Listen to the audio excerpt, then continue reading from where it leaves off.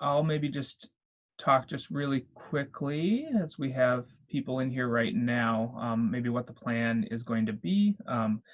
We're going to have a presentation by the city here about the Grand Avenue project. So this is a committee of KFNA, our streets committee. So we have different members of that committee who are here right now, and also community members. These committees are open to the community, and they're also open for you to join and be a part of in an official format, or come to the meetings or provide input. So we're really kind of an open space for however you want to engage with the streets committee. So we work on pretty much anything that kind of touches the street transportation. So thinking about biking, walking, sidewalks, streets, traffic safety, crossings in and out of the neighborhood, safety to schools, safety to parks, all sorts of different things, boulevard spaces. And we are the committee that is the space as a part of KFNA, where say the city has a project like Grand Avenue, they would come to us. This committee first to get feedback on the project. We are kind of the place where we hold these meetings for the community to hear about projects, whether that's, like I said, Grand Avenue, whether that's mill and overlay projects, whether that is different bikeway projects. We're going to be the group that kind of holds these meetings and is kind of a sounding board and an engagement format for the city, Department of Transportation, all sorts of different agencies and groups who are working on projects in our neighborhood. So I will give it maybe one more minute just to let people come in, because I know sometimes it's a little bit tricky getting into these Zoom calls, but I think what we're going to do today is the city is going to present the Grand Avenue project. If you want to hear that, ask questions, engage, discuss, and then jump off the call, feel free to do that. That is totally fine. And then we are, as a committee, are going to be kind of just doing some really basic updates, more just check-ins, because we haven't, I don't believe we've met in a month or a month and a half. And so you'll see on the agenda kind of some of those basic things that we are going to be looking at. So if you want to stay on for that, hear what the committee does, feel free to do that. If you want to jump off, feel free to do that too. If there are questions after the city presents, I guess I would ask you maybe to hold questions until Dan and other city staff are done presenting, just to prevent any confusion and to leave your mics on mute. I guess maybe what we'll do, if we have, it seems like we have about 10 people or 17 people here right now. It's probably, if you want to ask questions, feel free to throw them in the chat and I can ask them after the presentation. If you want to ask the question yourself, we'll maybe try that. And if it gets too busy where we have people talking over each other, or it's hard to tell who is asking the questions, feel free to, we might have to cut that off and just go into writing your questions in the chat. But I guess we'll just open it up and give it a shot here in the beginning. So with that said, it looks like we have everybody from the waiting room in now. Maybe what we could do, could we have maybe the city staff maybe just introduce yourselves, say who you are, and then I'm guessing, I think Dan, you're going to be the one leading the discussion, so maybe if you then just want to jump into the meeting after that. I guess I'd just say welcome to all the residents. I don't maybe want to do introductions because it might be a little challenging at this point, but for those who are here from the neighborhood and want to introduce themselves to myself or any other committee members, or want to join the committee, hear about it more, please reach out to me. I'll put my contact information in the chat as well, and we'd love to hear from you more. So I guess I will turn it over to city staff to let you guys do introductions and then kick off the presentation. So thank you. Excellent. Thank you, Chris, and thank you all for having us today. My name is Dan Edgerton. I'm a contractor and project planner with Minneapolis Public Works, working on the Grand Avenue project. And I'm going to give the presentation today. I'll introduce the rest of the team. I think I'll just call on you each team one at a time, and you can give your name and give your own introduction. So Bev, do you want to go? I'm in Minneapolis Public Works street design, so I will be the project engineer, project manager during the design stage of the project. Thanks, Bev. Nathan?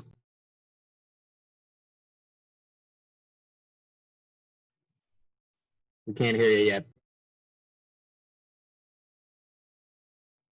Nope. How about that? We can hear you now. All right, Nathan Coster, Transportation Planning, manage over CIP and project delivery of Public Works. Thanks, Nathan. Greg Brown? I'm Greg Brown, a consulting engineer working with the city to produce the construction plans for Bryant Avenue. All right, great. Well, that's our team. And as Chris mentioned, I'm going to jump into a PowerPoint. I'll share my screen here. The plan that I have for you today is to run through a very brief presentation. Just by thumbs up or head nod, can everybody see the screen that I'm sharing? Okay, great. Thank you. So I'm going to run through a very brief presentation. We'll talk about kind of what we've been working on, give you a project overview. And we've got a brand new recommended design concept that we're starting to roll out with the public now. So I'm going to present that and kind of fly through that quickly. And then I'll leave time at the end for discussion, and we'll manage question and answer kind of per Chris's format. So with that, I'm going to go ahead and jump in. Kind of a lot of information. I'm gonna fly through it fairly quickly, but again, use the chat box if there are questions or you want me to elaborate more on something. Happy to do that afterwards. Wanted to start off by acknowledging the climate that we're in. It's a really challenging and unprecedented time right now. This isn't a surprise to anybody here, but with the pandemic and with the unfortunate death of George Floyd, we're having to reevaluate the way that we do things. And for this project, it means that communications are going to be done virtually, at least for the time being, like this. That said, we really want to hear from folks. We want to hear from the community. So there are opportunities to get involved. And you can see on the screen a link to the project website. That's the first and best spot to get the latest information. We're also going to do a virtual open house. It's next week, Wednesday in the evening. Some of you may have gotten a mailer. It went out earlier this week for that, and we encourage you to participate, share with your friends, share with your family. And then we're going to do neighborhood meetings like this one, and we're also trying to connect with Lyndale and Tangletown. So those are the three that this project touches. And then finally, you can call or email project staff anytime to talk about this project. We keep regular hours.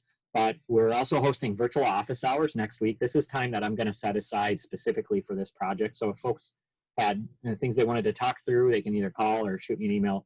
More information on that is on our project website.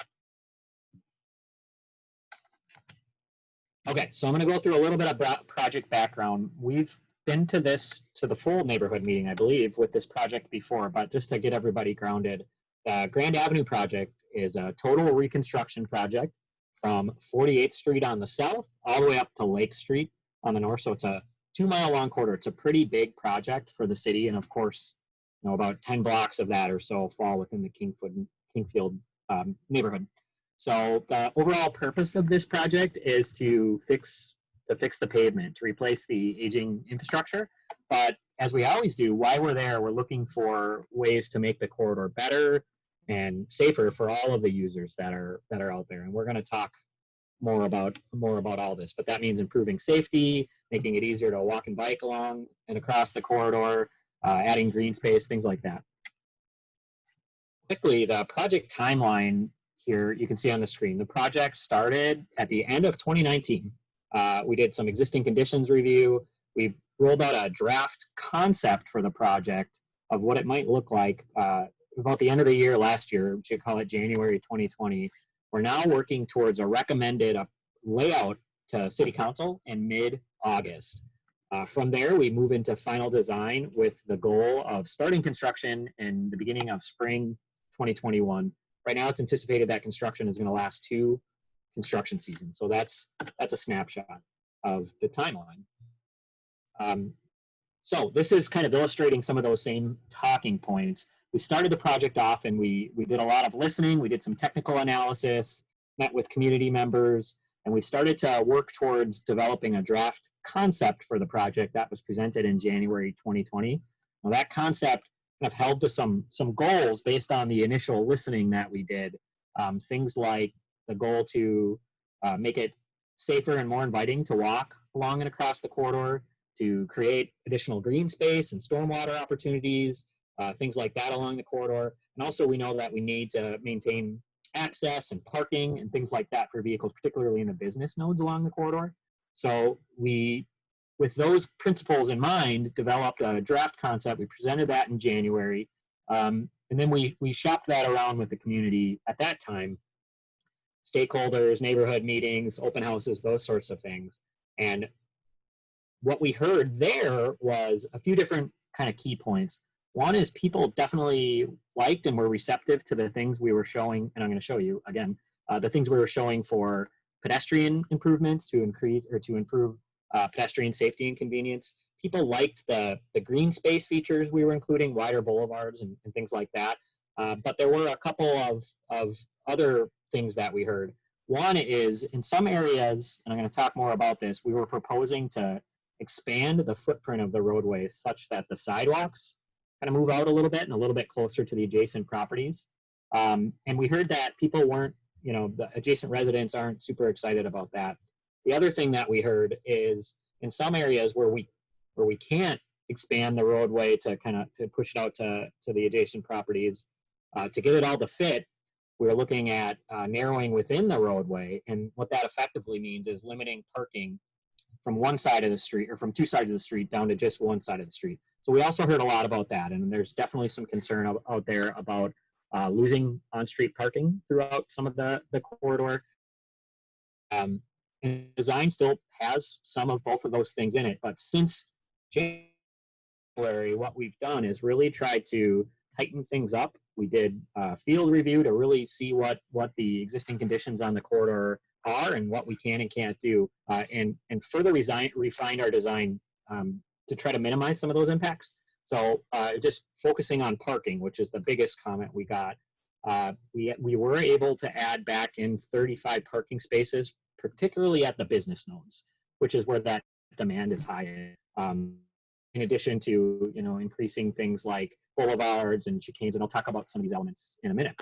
So that's kind of taking us from where we started in January up to kind of where we are now, where we want to talk about a recommended concept layout, the next draft, if you will. This is just a summary of everything I just talked about. What have we done since January? You can see it on the screen again, but we tightened up parking and added parking back in at commercial nodes. We further detailed the design with things like bump outs and chicanes. I'm going to talk more about that. We have tightened up transit stop locations, including some stop consolidation and some sort of reconfiguration of where stops are at certain intersections. And then for one block, we've 31st Street to Lake Street. It's outside of your neighborhood, but we can talk about it if you're interested. For that one block, we've added an off-street trail as part of a larger bike route on the city's All Ages and Abilities Network. So that's kind of what we've been working on. What I'm going to do next is present that design, and we'll have some maps where you can see what it looks like in your neighborhood. Before I do that, if you'll bear with me talking a little bit more, I want to kind of define some of the terminology and some of the design features that you're going to see on the maps to kind of get everybody grounded. So that in mind, on the left-hand side of your screen, the smaller box that says design standards, these are kind of the minimum principles that the project seeks to achieve. Things like the 12-foot pedestrian zone. So that's a standard size, minimum size sidewalk and a standard minimum size boulevard. Purpose of that is to ensure a safe and convenient pedestrian environment, but it also does other things like providing space for more green planting, providing space for more snow storage without having sort of the melt and thaw freeze across the sidewalk. It gives us a place for things like street lighting and for signs and poles on the side of the road without encroaching on the sidewalk. So that's kind of one of the minimum principles of the project. The other thing is we want to make crossings of Grand Avenue safer and more convenient for people walking and rolling across the street. And so that's bump outs. We could talk more about what those look like, but physically shortening the crossing distance at the intersections. So those are sort of the typical design features that are universal with our recommended concept, more or less. There are maybe a few exceptions. And then on the other side of the screen, you can see the box titled Design Strategies. These are the mix of tools that are kind of implemented throughout the corridor based on context. So not necessarily everywhere, but where it makes sense to have them. Things like chicanes and alternating parking are, as you can see in the drawing, it's kind of a physical wiggle in the roadway, which helps to encourage safer vehicle speeds. Things like median crossings, you maybe have seen these in other places in the city, where it's a raised crossing in the center of the roadway, which facilitates a safer crossing for people rolling or for walking and rolling, biking across Strand Avenue. Things like transit stop locations, and we talked a little bit about that already. And then in the places where we do have wider boulevards or bump outs or chicanes, a little bit more room on the side of the road, we're looking at ways to improve water quality infrastructure. We can talk a little bit more about that as well. Okay, I promise we're going to get to the design, but before we do, I just want to talk a little bit more about this key point. Today, if you picture the roadway that's out there, from the outside of the sidewalk on the east side to the outside of the sidewalk on the west side, it's a 54-foot roadway footprint. We've actually got a 60-foot envelope of right-of-way for the road. So outside of the existing sidewalks, there are actually 3 additional feet that the city has available for the roadway. To get all of the minimum features and all of the cool design elements that we were talking about to work, we've got to make some trade-offs, and it doesn't all, what we find is it doesn't all fit. So there are a couple of different ways we can make it fit. We can handle that. One is on the bottom of the screen. These are cross sections. If you're not familiar with these types of graphics, imagine if you cut the street in half and you were slicing it like a cake, and then you're standing in the middle of the street and sort of looking down the street. This is kind of meant to be a representation of what you would see standing right there in the middle of the street. So the bottom graphic, the 2-sided parking, this shows what it looks like in areas where we can expand to use that full 60 feet I was talking about. Places where the impacts to the adjacent properties are relatively minor, where we can do that. So you've got that standard pedestrian realm, 12 feet on the outside, and then you've got parking on both sides. In other areas, there are things on the outside, like stoops, like landscaping, like steep slopes, that kind of prevent it from being feasible to use that full 60 feet. So we've got to look elsewhere to find that room. And that's where you get to the concept on the top, which reduces parking to just one side of the road. And so the design I'm going to show has a mix of both of those, and there's a mix of both of those within the Kingfield segments of the project. So I'll get to that now. So here it is. I've got some slides that show the entire corridor. There's 2 slides on the outside that aren't within Kingfield, but what I thought I might do is a couple of things. I want to acknowledge that there's a lot of information on these slides. It's really hard to read.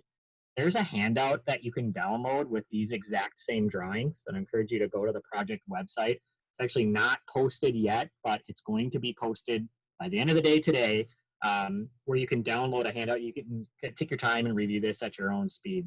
If it's not there by the end of the day today and you want to get your hands on it, shoot me an email. I'm happy to share it. But what I'm going to do today is just kind of flip through.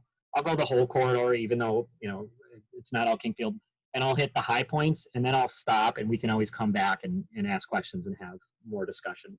So we're starting on the south end here. This is 48th Street on the top, all the way down to 44th Street on the bottom. And I just want to highlight a few things that are sort of universal that we already talked about. You can see, I know it's very small, but on the outside, we've got the 6-foot sidewalks and the 6-foot boulevards throughout.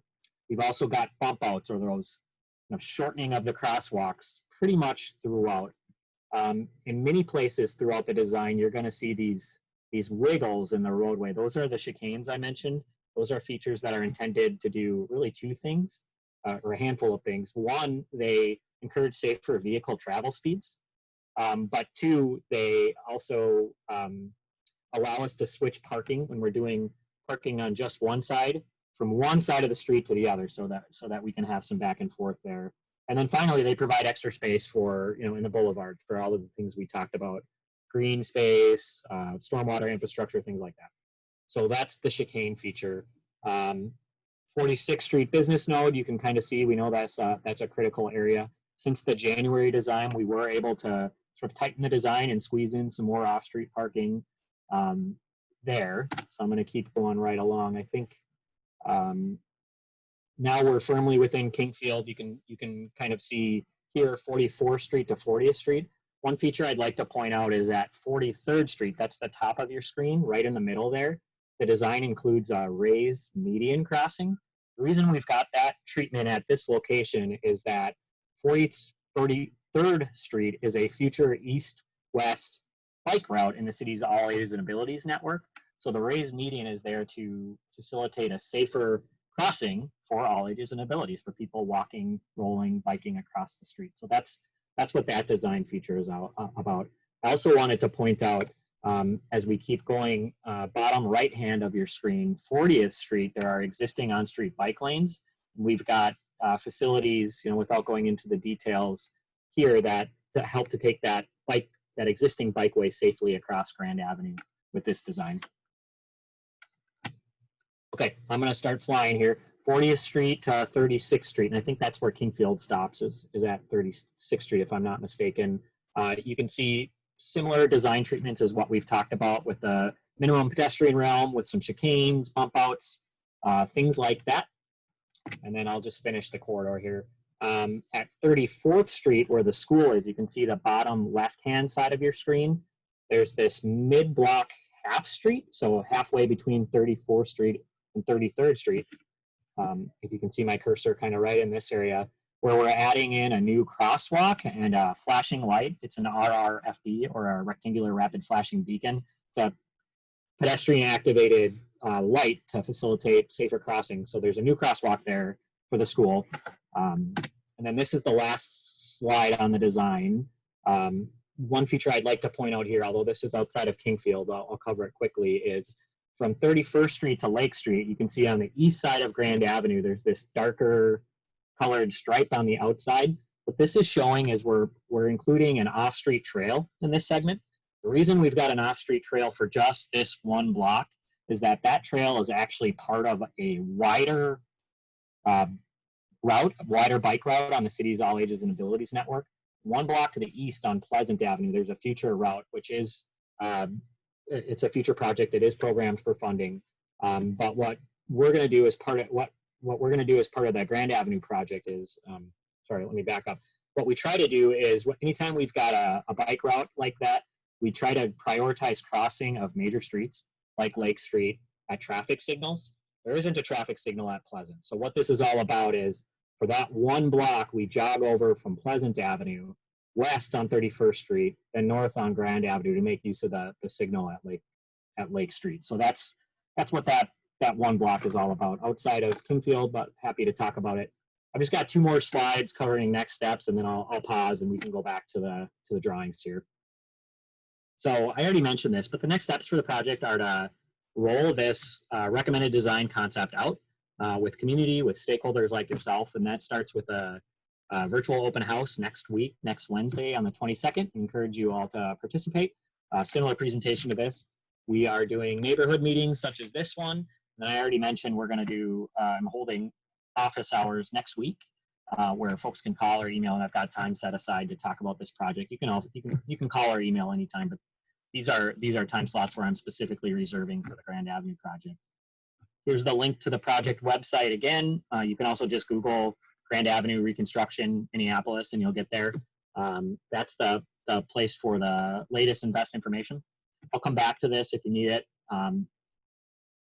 Contact information for project staff. I'm the project planner, and Beverly Wormka is the project engineer. You can feel free to contact any of us anytime to talk more about the project. So with that, I see that there are some questions in the chat box. I'm going to stop, and I don't know, I'll leave it to you, Chris, on how you'd like to proceed. Maybe we start by reading some of these questions.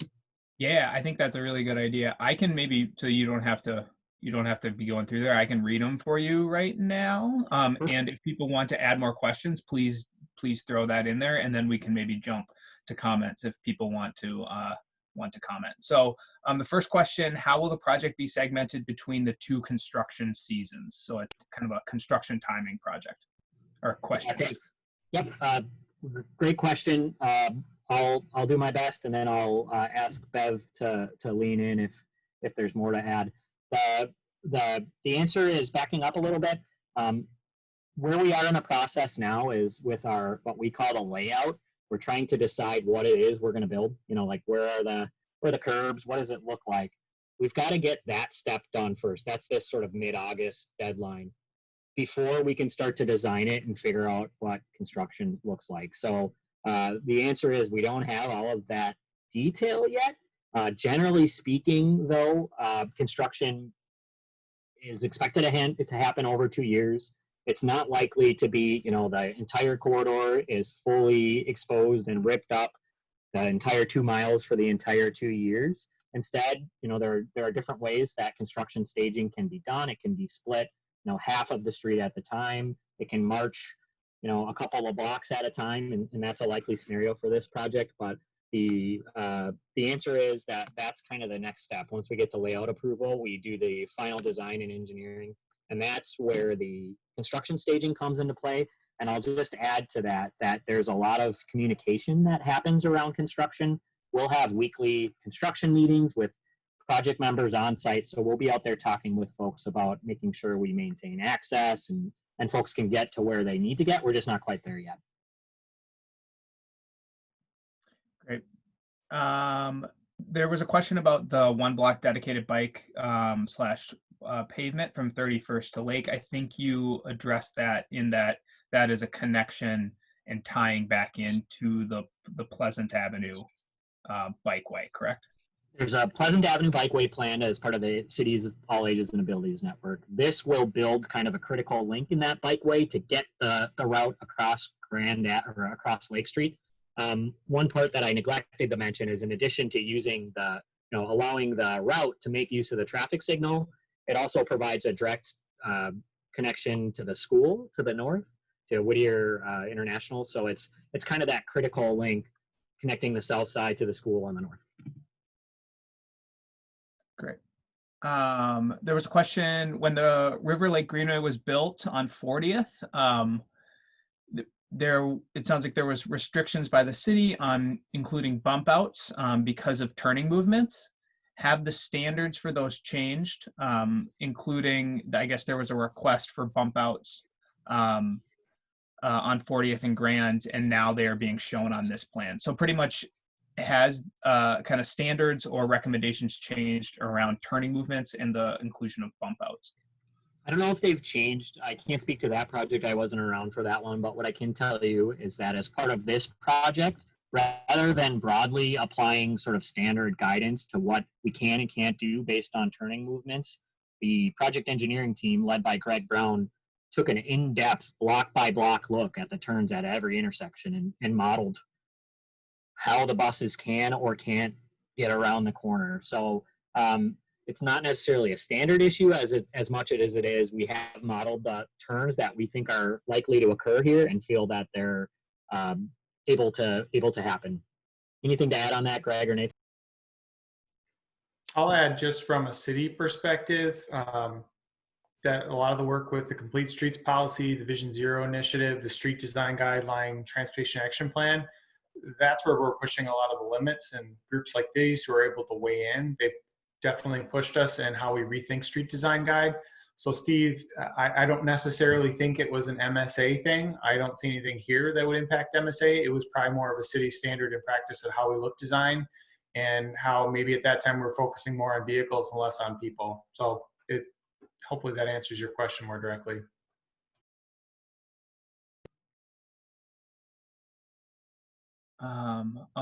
Did Sarah just jump off? Oh, I was trying to get a question answered for her, but one of the other questions, are there examples of raised crosswalks in the city? And could this be considered for 46th and Grand? I know kind of focusing on the pedestrian experience and crossings on 46th and Grand. I know that was one of the main things that I saw too in the feedback from our neighborhood, was like that was a big concern. So kind of two questions. Can that be considered 46th and Grand, and are there examples of those in the city? Yeah, I'll start with, are there examples of those in the city? I don't know. I'll defer to Nathan. I'll let him come back on that. It's something that we are looking at for other projects where it's appropriate based on the context.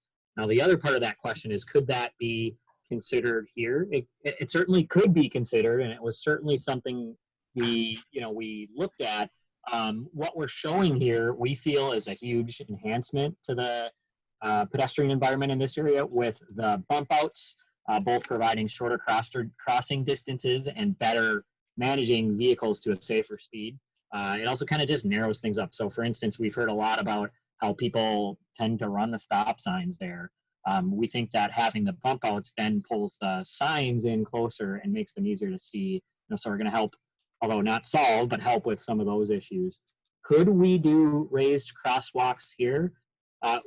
Yes, we probably could, but one of the constraints that we're facing is what we were just talking about, is that this is one of the places along the corridor where we've got heavy turning movements from city buses and from trucks coming in and out to service the businesses in this area. So while it's not impossible, it's another complication, in the equation that we would have to consider. So that's why it's not showing. It's more of a vehicle, balancing vehicle operations.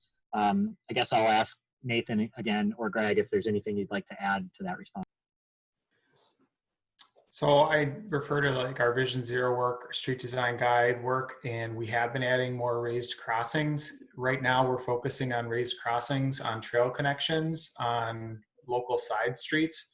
So there are a number of layouts that came through recently in the city that we are trying to prioritize these now, but typically they're on trail crossings, as I said, on residentials, not at major crossings, and that gets into a whole host of complications. But it is something we're looking at more closely. This just happens to be in a location where we're not going to be recommending that design.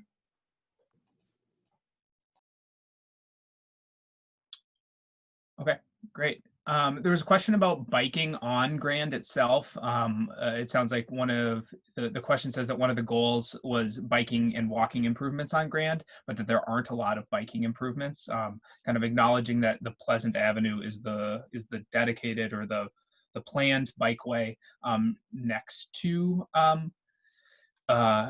one street over from Grand. Is there, I guess, what do you guys see as the improvements to biking experience on Grand, and how do you see that kind of tying into maybe a future project on Pleasant? Yeah, I can start with the response there. As I said during the presentation, it doesn't all fit. We've got to prioritize based on the context and based on the city's policies. In this case, we are prioritizing the pedestrian realm, which means we can't fit in a separate bicycle facility. That said, there are a range of bicyclists, and some people are going to feel comfortable biking on the street in this area, and it's definitely going to be better. It's going to be a smoother ride with a new pavement. Vehicles are hopefully going to travel at a safer, better managed speed, which is a safer and more comfortable situation for biking along Grand Avenue. And then with the bump outs, with the raised median at 43rd and protected crossing at 40th Street, hopefully we're facilitating better east-west connections through the neighborhood and to adjacent bike routes like the Pleasant Avenue bike route across the corridor. So it's going to be better. It doesn't have a bike facility. There is going to be a part of that rationale is that there's a bike route planned for a block to the east. I can tell you that Pleasant Avenue bike route is under consideration for funding. It's a program improvement. I know that's still somewhat fluid. It's not final yet, but there is serious consideration being given to getting that project funded and move forward. Okay. Next question is about the Lyndale School and the flashing beacons. Some concern about people ignoring those beacons and how those have been proven to be safe or not be safe. And are there other things that we could do around that specific feature and that specific crossing that would ensure that or do our best to make sure that cars stop? Yeah, that's a great question. I guess what I would say is we're doing it. we're implementing a high level of treatment for this type of a crossing based on the context. There's going to be a striped crosswalk in addition to bump outs. So it's bumped out on both sides of the road, which will better encourage safer vehicle speeds. And then on top of that is the flashing beacon, the RRFB. There is no perfect traffic control in terms of getting vehicles to comply. The research has shown, however, that RRFBs, this particular treatment, are one of the most effective. I've seen research that says something like 80% compliance as compared to like 50s for a stop condition or less. So in terms of the tools that we have in the toolbox that fit this type of a neighborhood context, this is kind of the higher end of treatment. Is there more that could be done? Sure, there's always more, you know, but based on context, we think that this is a good treatment for this location. Great. There's a question about the boulevard spaces and plantings. I guess I would like to maybe have you guys talk about boulevard spaces, plantings, and then also kind of a little bit of stormwater. What do you plan on planting in those? Is the question, is it going to be native grasses, native flowers? I know this is Jeremy asked this question, whose screen is showing us some of his native plantings in his boulevard space. And is there ways, and this isn't what Jeremy asked, but this is a question that I'm asking, is there ways for the neighborhood, you know, organization, this committee, different neighbors to kind of be involved and maybe make, to add to the robustness of those boulevard spaces? So contribute or create a program that helps neighbors plant native plantings, I guess. So the two-part question is, what is the plan? And then is there ways that we can supplement that? Oh, what an awesome question. Thank you, Jeremy. And yes, we need you. This is one of the key places where the neighborhood can get involved and really make sure that this corridor ends up in a place that matches what your values are. So yes, thank you for that question. This is something that is still evolving. We don't have the exact, you know, species and the exact plan for landscaping done yet. That's part of that next stage of design, that final design process. So that said, initial conversations have been, you know, there's a couple of parts, I guess. The initial conversations have been native plantings are probably going to be the default for projects like this throughout the city, and that would apply to Grand Avenue as well. There is opportunity for adjacent property owners or even the neighborhood as a whole to, you know, opt into maybe a higher level of treatment, understanding that going kind of above and beyond that, whatever the project standard becomes, native plantings with trees or whatever it becomes, that anything else, there may be maintenance implications. And, you know, so Jeremy, if you're gonna take it to the next level, that sort of becomes your maintenance responsibility. Those are conversations that we want to have with you, and so we'll be back, and as this evolves, we'll want to hear more about that. But that's definitely part of why we're here today. The other piece of that, sorry, I was thinking the plantings is stormwater. In addition to just the plantings, we want to have a stormwater function within the boulevard. So also part of the final design process. But with this project, we are definitely striving to implement a higher standard of stormwater treatment at the surface than what's there today, and frankly above what's required as a minimum to you know, better treat stormwater. With that, you'll see things, and we haven't defined exactly how these are designed or where they're located throughout the corridor, but, you know, depressions with plantings in the boulevard to infiltrate stormwater on site. So there will be some of that there. And again, it can be planted, and there's room for input from adjacent properties and from the neighborhood to help define within reason what that looks like. Bev, is there anything I missed there, or Nathan? This is Bev. I think you kind of hit it all there. It's like right now we're kind of identifying locations where some maybe surface treatments could be had, but there's definitely a lot more discussions that will need to happen with adjacent property owners as we kind of finalize that. So Right now we're marching towards that layout approval. The lines on the map, what we're going to build next phase, we're going to have to detail some of these things. So definitely room for improvement. More coordination with the neighborhood on and improving.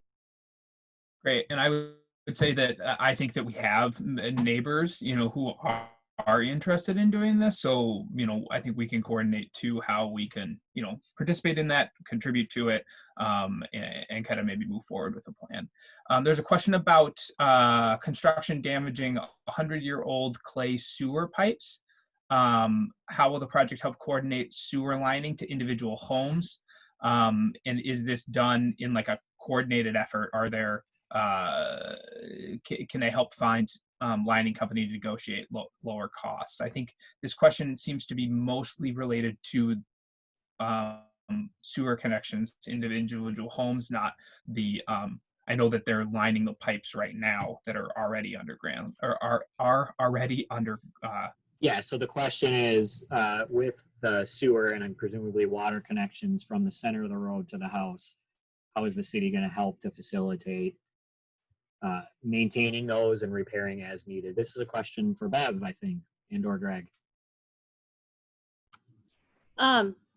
So if we usually encourage people, and so this is a great question to bring up now and start thinking about, well, it's property owner responsibility. If somebody's maybe they're having issues right now with sewer backups, or you always have to get rotor-rooter out there, or low water pressure or something like that in the water supply.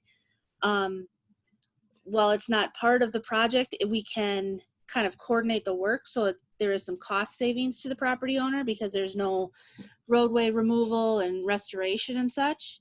So that's kind of a construction coordination question as well, but it's something we do encourage property owners to kind of think about if they've got some issues or such, to think about it, and we'll coordinate that work as best as we can.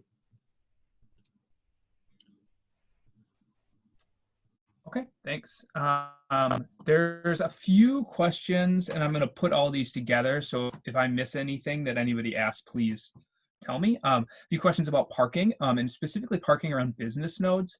How did, I guess, I'm maybe just going to ask my own question and maybe combine these questions, but how were the decisions made, both I guess originally and then modified to address the quantity of parking around business nodes?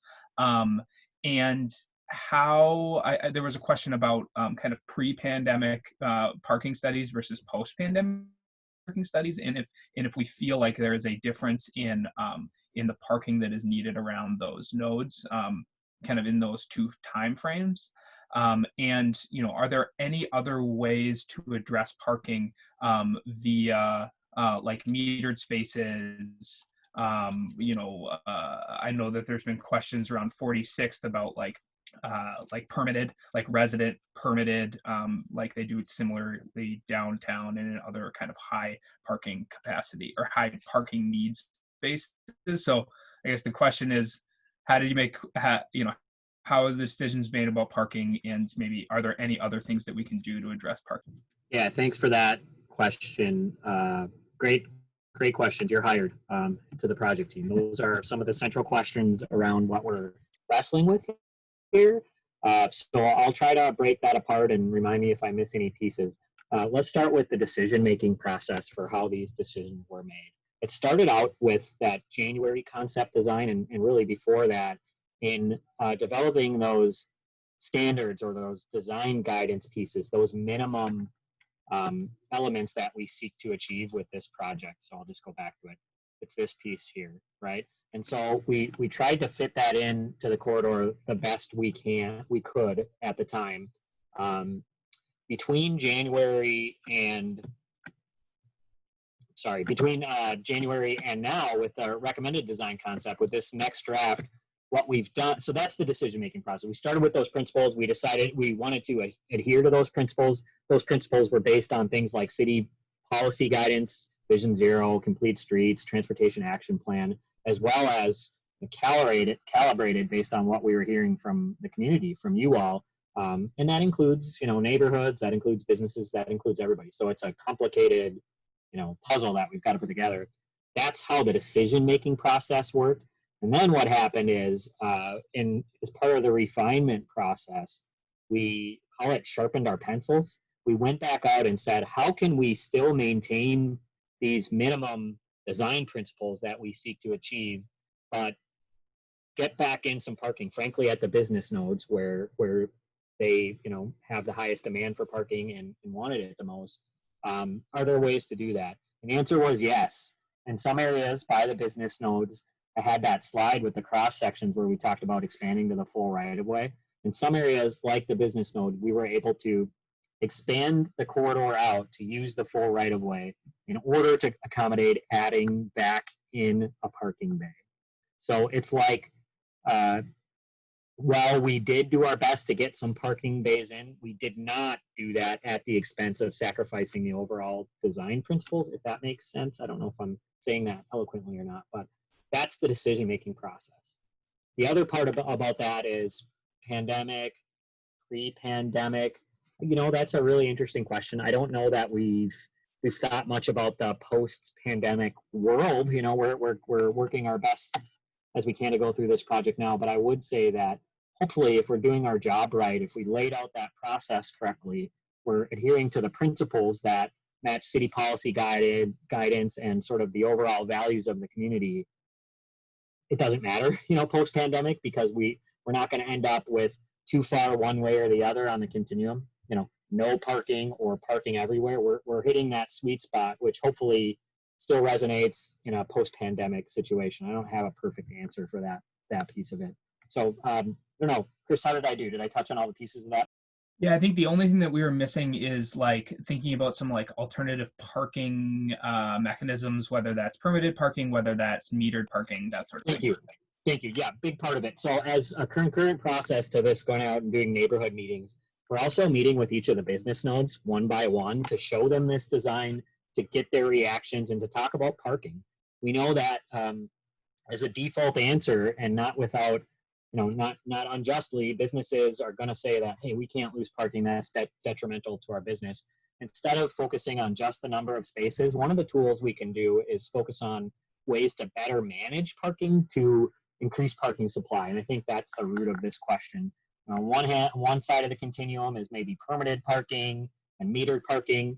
On the other end of the continuum is no management at all. That's what's there by and large today. So these conversations with business nodes are ongoing. Typically, when you do a parking management scenario at a business node like this, it's with the buy-in of the business nodes. But recognizing that this project is sort of interconnected and we're impacting parking project-wide, we're trying to work with the business and business nodes and explore things like timed parking is probably a realistic treatment.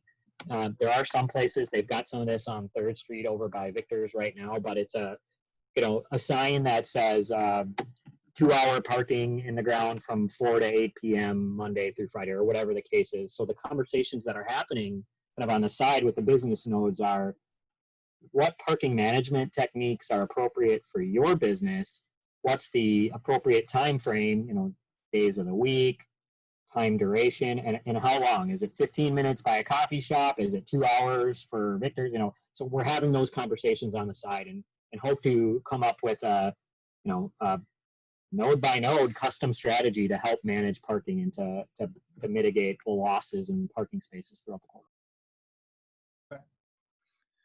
That's great. Another question about kind of how this coordinates with the Pleasant Avenue bikeway.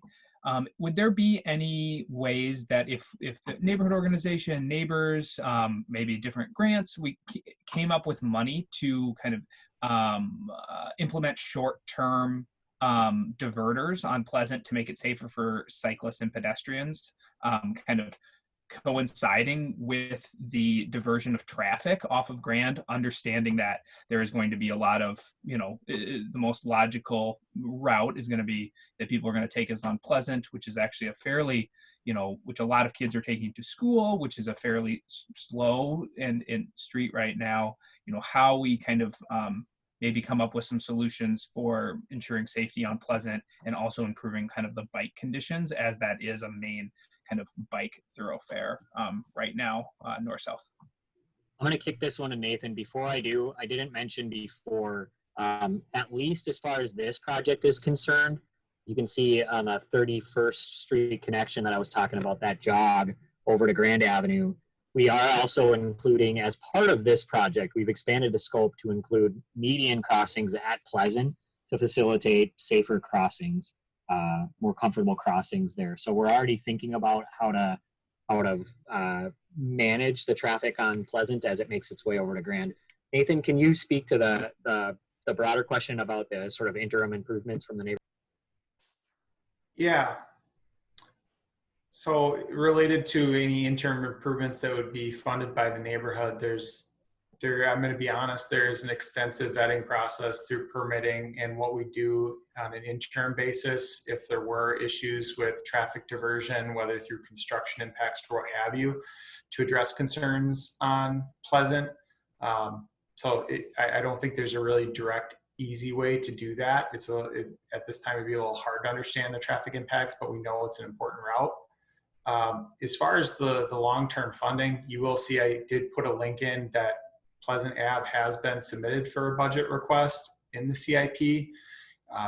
This has been in plans for a long time, but once again, plans are not always fiscally constrained and we have to get budget approvals through City Council and the mayor. But what you can see is it is moving forward. However, there are a number of other bikeway projects that do have outside grants that Public Works was successful in bringing in. And in a lot of cases, we are taking a strong focus on racial equity, racial justice when we are prioritizing our projects throughout the city. So we are taking it through that lens as well, but you are seeing it show up in the city's 6-year CIP. So I don't have the exact timing, but just know that we take a number of equity lenses when we do look at funding of projects.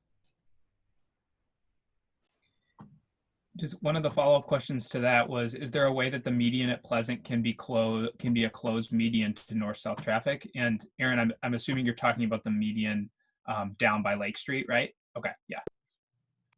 Yeah, so just to make sure I understand the question, we're talking, if you look at my cursor here, we're talking about this median. And when we say closed, we're talking about running the median through the intersection, which would have the effect of limiting cross traffic and turning movements onto and off of Pleasant. I think that's where we're talking about. Could it be considered? Yeah, we can take that comment back. I mean, this is, I think my quick take on it is this is a high traffic area. I don't know. We'd have to take a closer look at turning movements and how traffic operates in that area.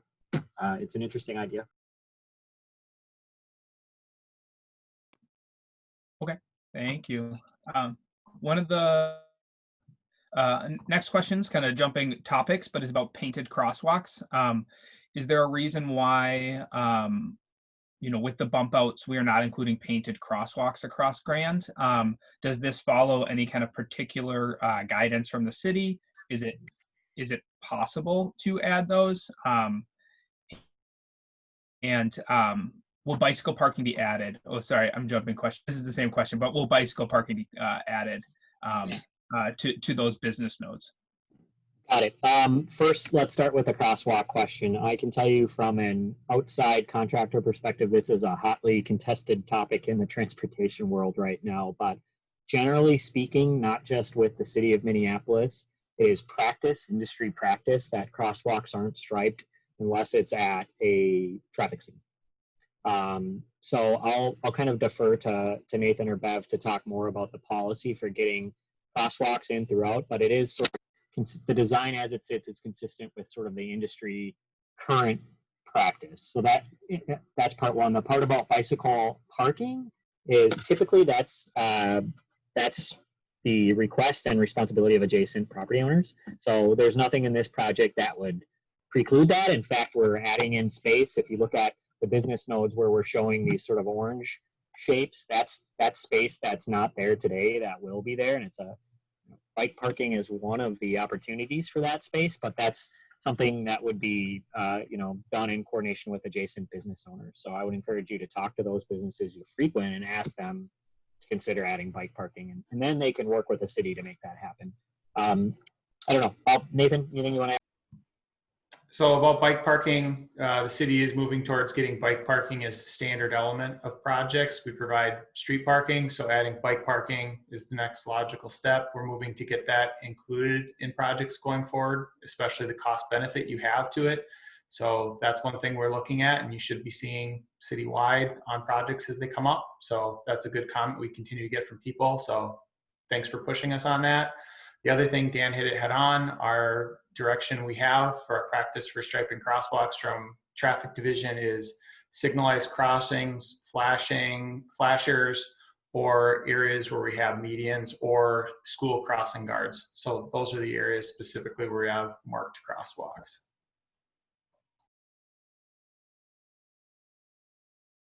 Sorry, just a follow-up question to that. Does Vision Zero provide any guidance on that, or is that not discussed?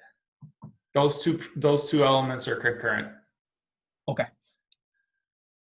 One of the other questions, jumping back to you talked about like the orange areas. Could those orange areas you're talking about be allocated for businesses to expand outdoor patio seating areas? Yes, they could. So first off, in many areas, you'll see that there's a transit stop. We've got to design an accessible transit pad. But outside of that, I mentioned earlier that we're having these kind of node by node conversations with businesses, and that's part of it. I mean, we're asking for their reaction on the design. We're talking to them about managing parking, and we're starting to gauge interest in how these spaces might be used. So if a restaurant had interest, for instance, and in using that space for a sidewalk cafe, we're starting those conversations now. It could be planted like the rest of the corridor. It could be hardscaped with a decorative paver with planting beds. There are options on how it can be used, and so we're starting those conversations now. Okay. I guess maybe this is less a comment and more of a question, or less of a question, more of a comment that I would have. We want all the businesses in our neighborhood to be here forever, right? But it would be nice. I don't even say if the community had some input, but if the long-term kind of use of that space was considered, in that like maybe a restaurant or maybe a shop or something like that doesn't want to use that space right now as outdoor cafe seating area, but in the future, that corner shop that maybe is a gift shop or something like that could be a restaurant in the future. Just thinking about how that's considered in terms of how dynamic those spaces are and how they can be converted or not converted, would be nice, so that we're not just like making decisions solely based on like what that business right there wants right now versus the long-term solutions. Yeah. That's a comment. You don't have to answer. No, I'd like to clarify. I'll add to the mix that we're talking to the businesses. They're directly adjacent. Frankly, they're responsible for the maintenance as the adjacent property owner. That said, as with the rest of the project, the stakeholder input piece of this, so what the businesses desire piece of this, is one element in the decision-making process. And it's a strong element in the decision-making process, but it's not the only element. We also consider city policy and guidance, like stormwater and green infrastructure and Vision Zero. And we also consider the technical constraints of the corridor, like, wow, we really need to have a drainage feature here, otherwise it's going to flood. So that I don't want to imply that it's like a vote, like they get whatever they want. There are other voices and perspectives we consider, and of which you are one as the neighborhood. So you definitely have room to weigh in on that. Cool. This is a question, and I think this is one of the last questions that we had. And so if there are any others, please put them in the chat right now. But around construction costs, I think this question is kind of alluding to assessments. And given that Grand is a major throughway and a transit corridor, how much of the cost will be city covered versus Grand Avenue property owners? And this is me adding to the question, but does that change? Does it change if Pleasant gets reconstructed as as mostly a residential street versus Grand, which is kind of serving the broader community? Yeah, that's a great question. There's a couple pieces to that. I don't have at my fingertips the split of like how much is funded out of bonding and general fund versus how much is assessed. But what I can tell you is the assessment doesn't cover the whole amount, and the assessment is a standard. I think it's a uniform residential assessment. It's the same regardless of the project. So whether we do the bare minimum and put in gravel, or whether we put in, the yellow brick road gold plated, it's going to be the same assessment to the property owners. It's a uniform rate. So it's kind of complicated in how it's calculated. It's based on frontage and lot depth And then there's the element, which I think you were alluding to, Chris, of land use, residential versus commercial, that factors in. But the underlying point that it's the same regardless of what project we build sort of holds true there. Bev, you're really smart with assessments. Is there anything you want to add to that?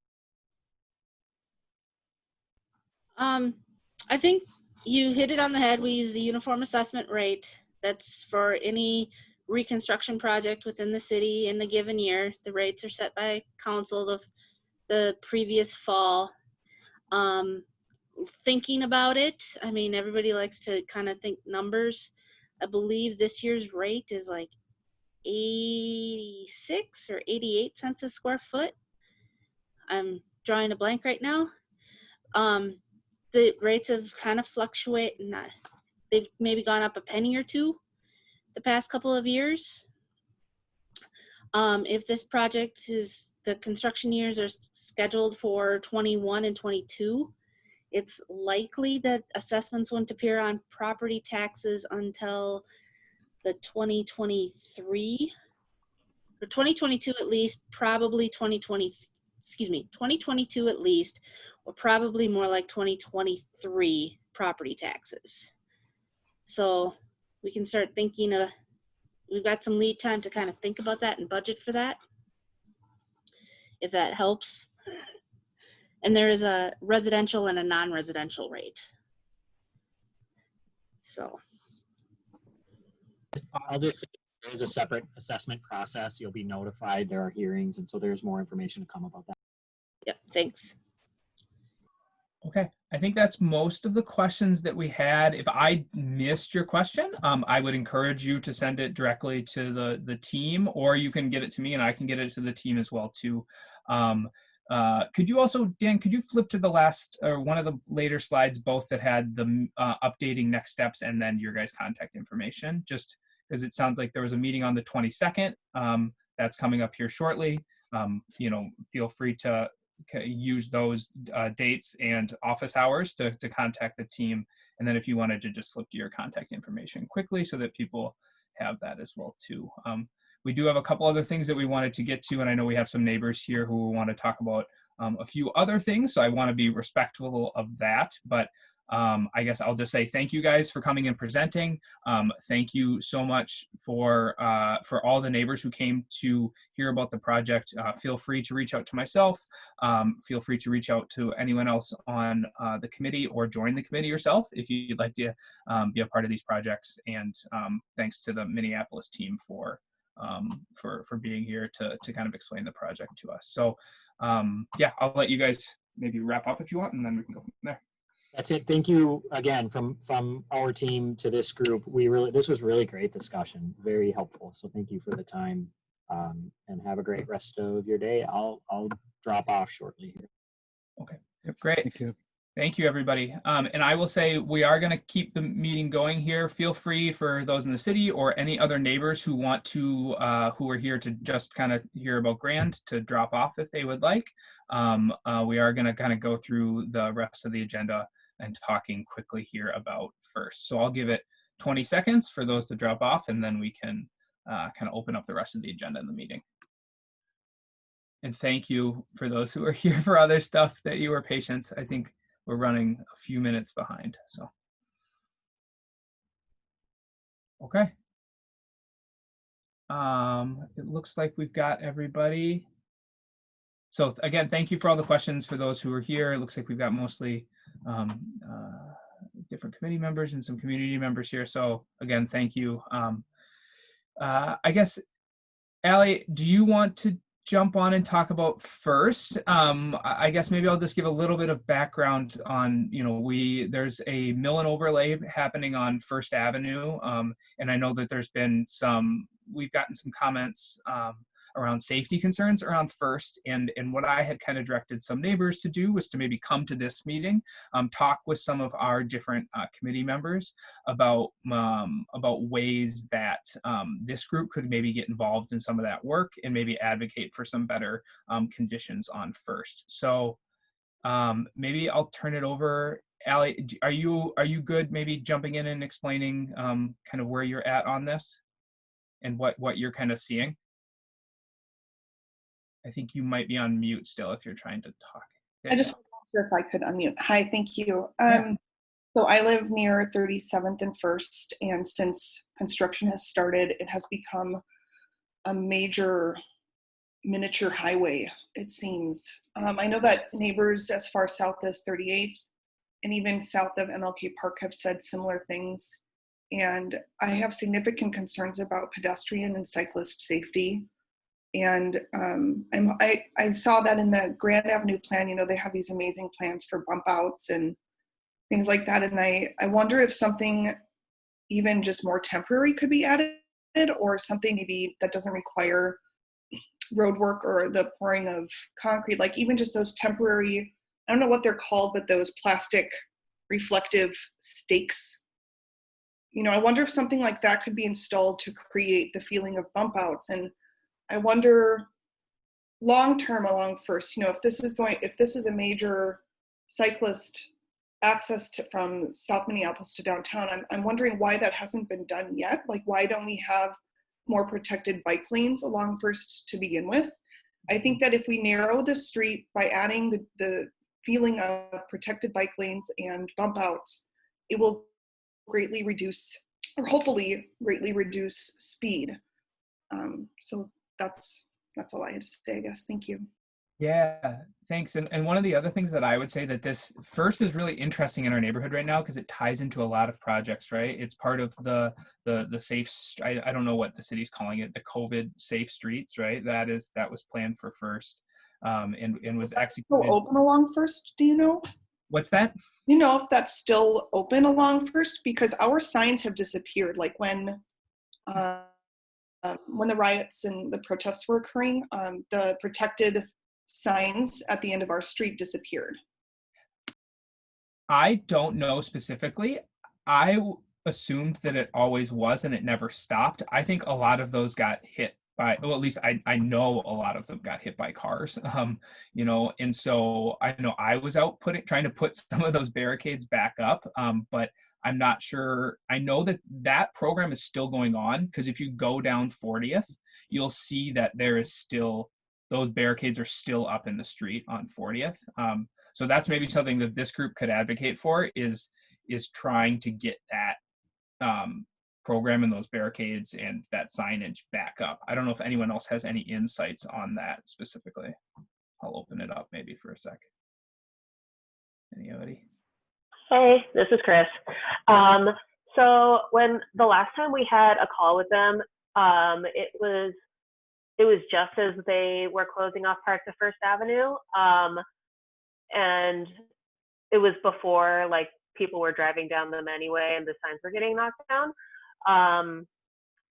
And we had mentioned to them that we wanted some like pedestrian like island type things, particularly at 37th and First, which is like a nightmare to cross. And we wanted some striping, but that's kind of what we discussed with them in terms of pedestrian safety. And we didn't really discuss how permanent the blocking off of First Avenue was going to be. But I think that that's an interesting kind of conversation that we should be continuing to have with the city, and maybe, you know, Allie and Chris and some of the other people. I know Sarah was working on that too, Chris, I believe. And I think you have people. The last time we talked to them was at the end of April, and they were, it was pretty clear that it had fallen down in terms of priority, because I think they were really excited to talk about it before COVID got really in their way of things. I'm not really sure how to phrase that. Yeah, I think Sarah said that she wanted to reach out to them to have another discussion, but they haven't really reached out to us since then.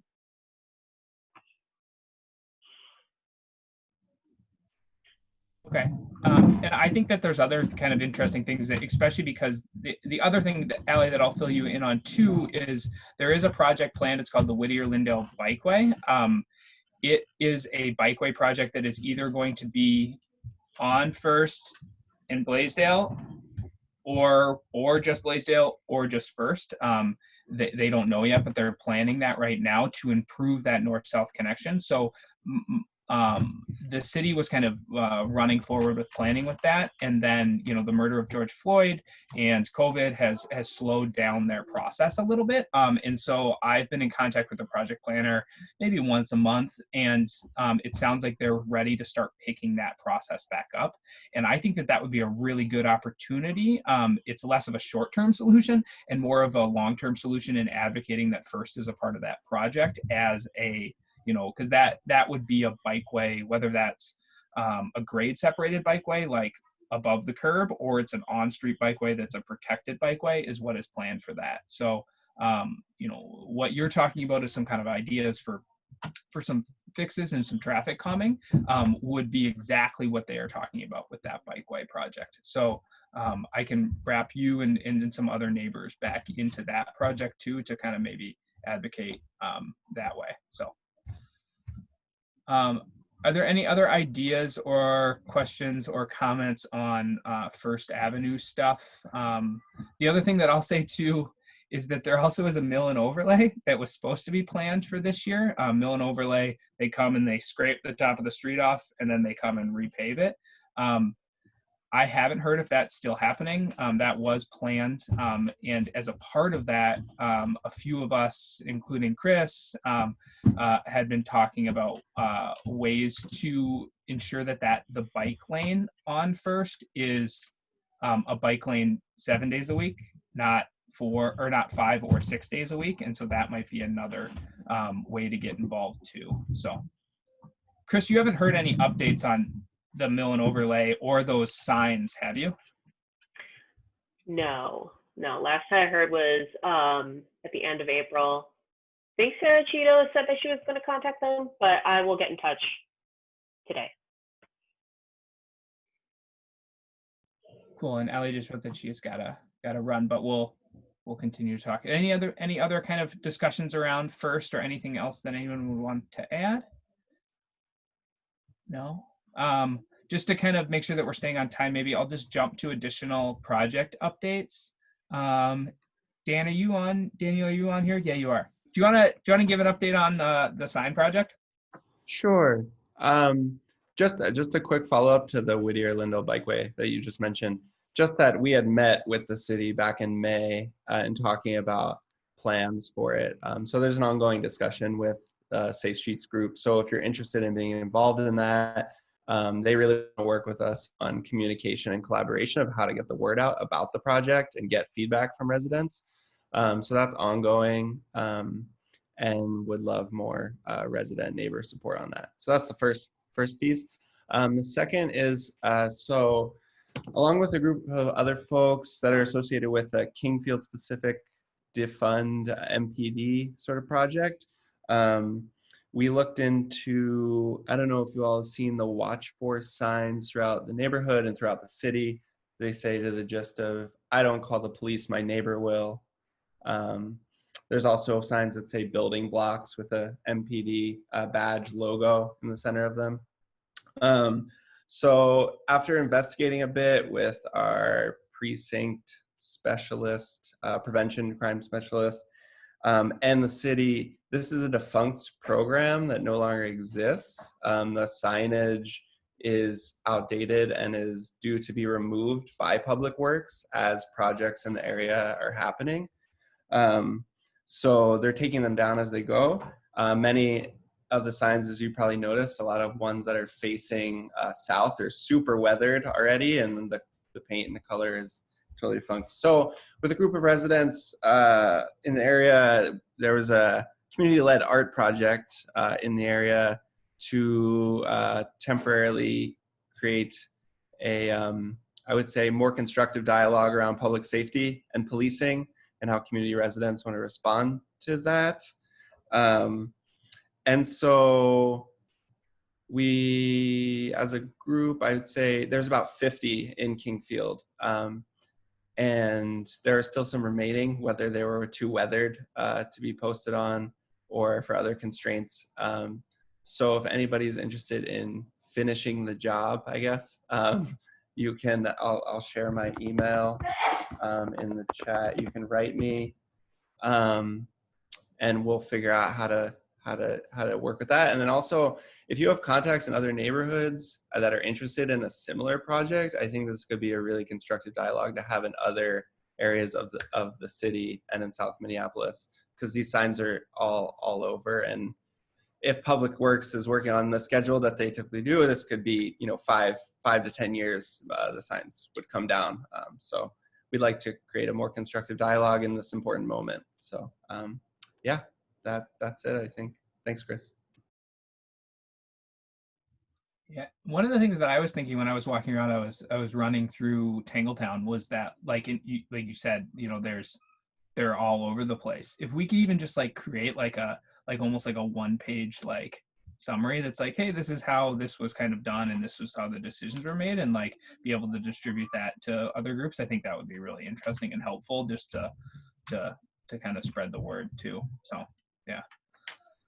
Definitely. Yeah, I think that's a good idea. One idea was to like zip tie little infographics or zines onto the posts that are actually tagged, and then sort of people can grab that information and read more about it right there on the site.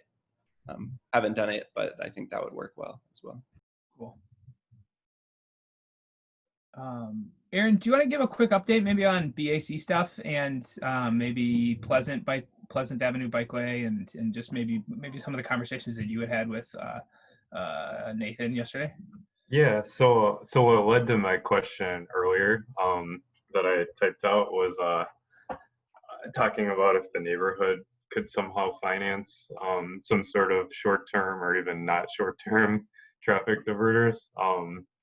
It was so yesterday at the bicycle. I'm Ward 8's bicycle advisory representative,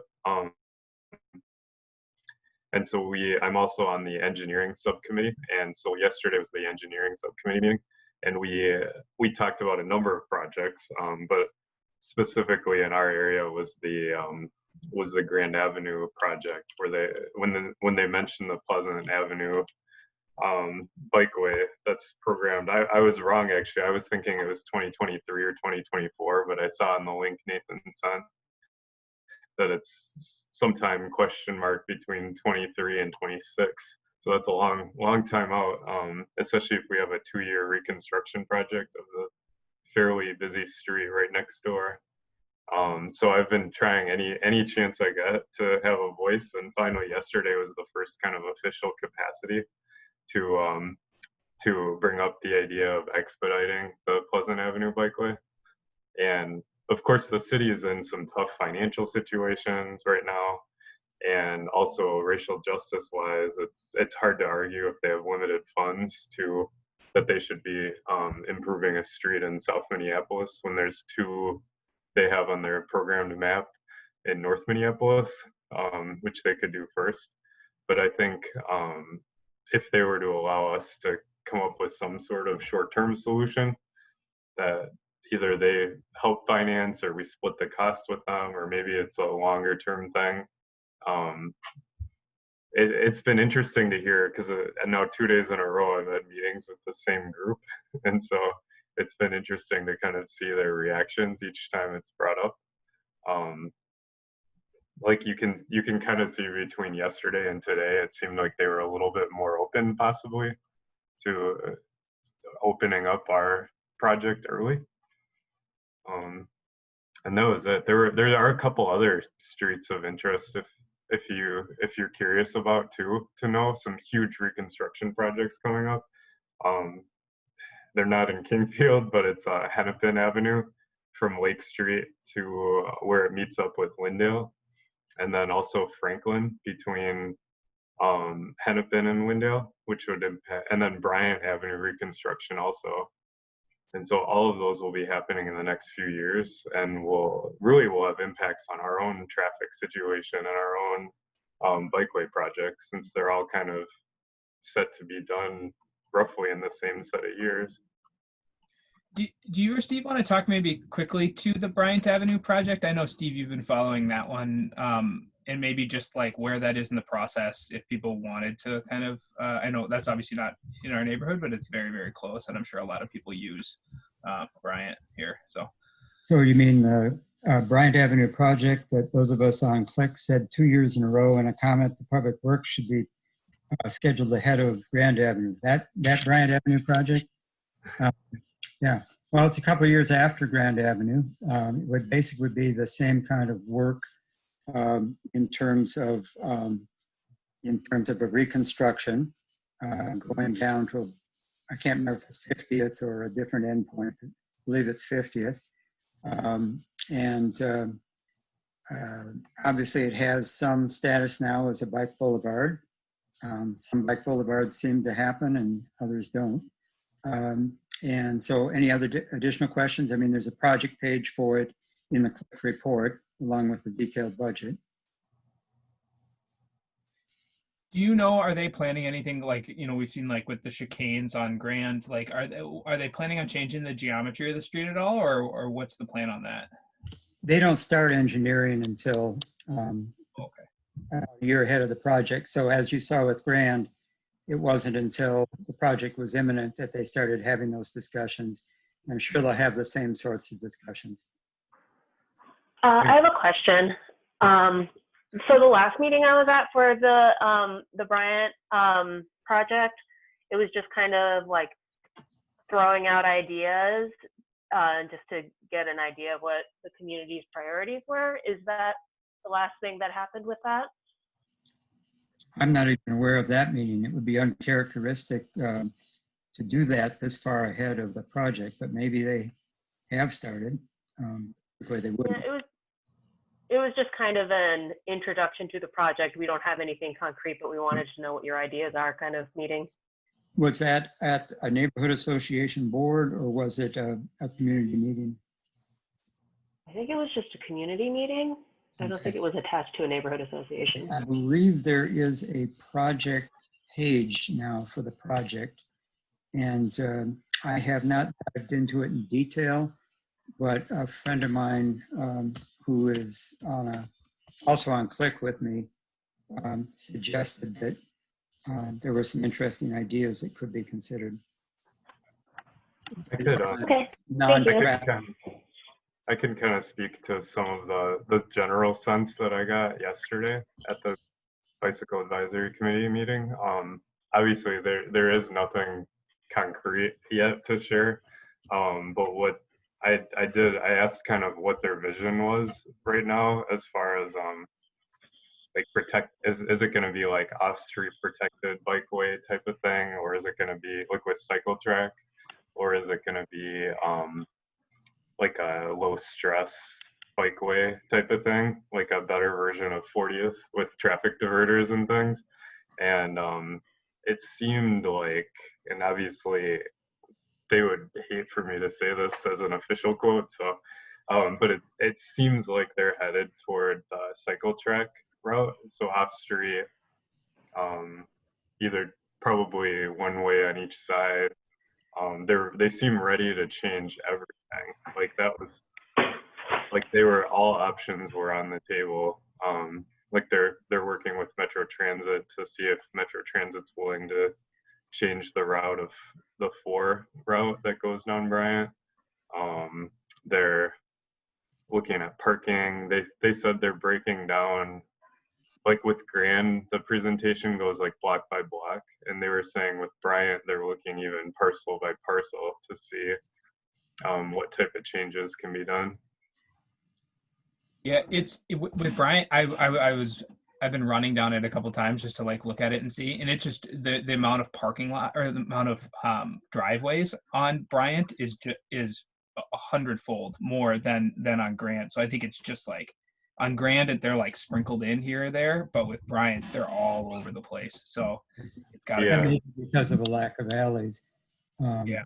No, I stand corrected. I just checked the project page, and apparently the very first meeting has happened. It was in May, and it was a presentation very similar to the very first meeting that was held for Grand Avenue. And there are some ideas there. So I encourage everybody to just Google Grand Avenue reconstruction, and you'll find out what is on the docket. But that's 22 construction, so it's always behind us on Grand. Cool. Are there any more questions on that? I want to be conscious of Well, time. We have a few the, minutes left. the other thing that I just remembered too about it is I believe they're planning on releasing some sort of preliminary design by the end of summer, possibly. So that's something to really keep everyone to keep an eye out on.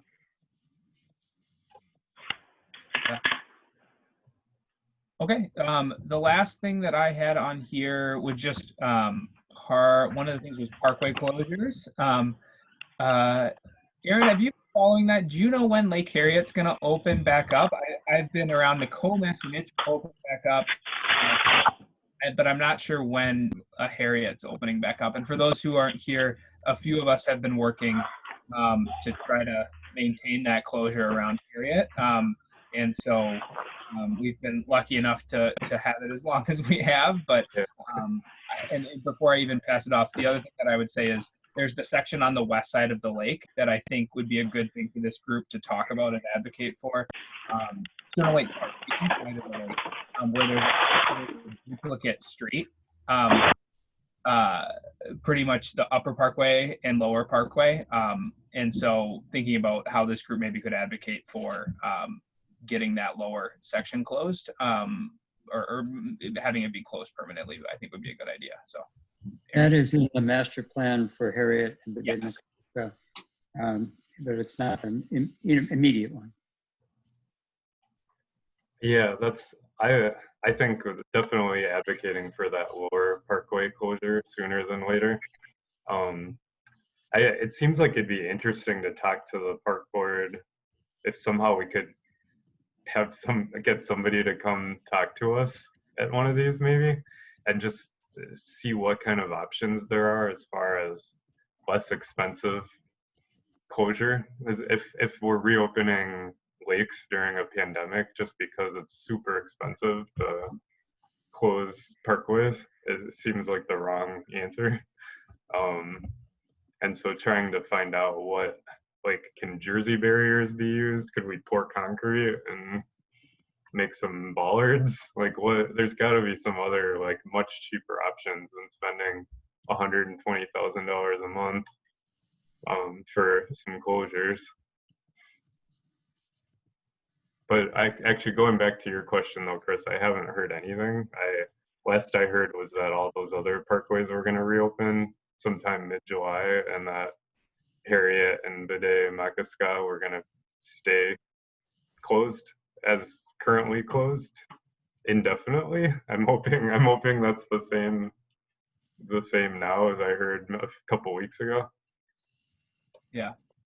Okay, well, cool. That's good. And I think that's maybe a good next step for us to do is maybe we invite somebody, and maybe it's, I don't know if it's a commissioner or if it's a staff who might be the best person, but I'm sure we can try to get somebody. So yeah.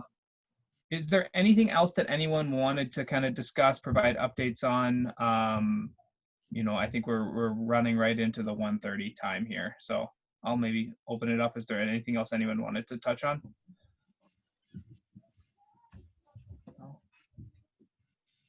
Okay.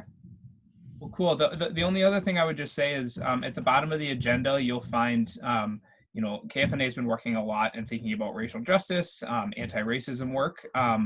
What you're going to see on the bottom of that agenda is actually something that we wrote before the killing of George Floyd and had been starting to work on. And so I think all of that work translates to our committees as well. And so, I would just encourage everyone who's on this committee, and I'll maybe be sending out something along with Sarah, who actually wrote that resolution, to think about how our committee plays into a broader goal and a broader perspective that the organization has around racial equity. So I just encourage everyone to think about that and take that in consideration as we're thinking about, projects and all of that going on. So that's all I had for today. Thank you everybody for joining. I think it was really productive. It was really great to see all the community members here for the Grand Avenue project, and hopefully that was hopefully that felt productive and good. So yeah, thank you. Thank you. Awesome. Thanks again, guys. All right, bye everyone. Bye. Bye.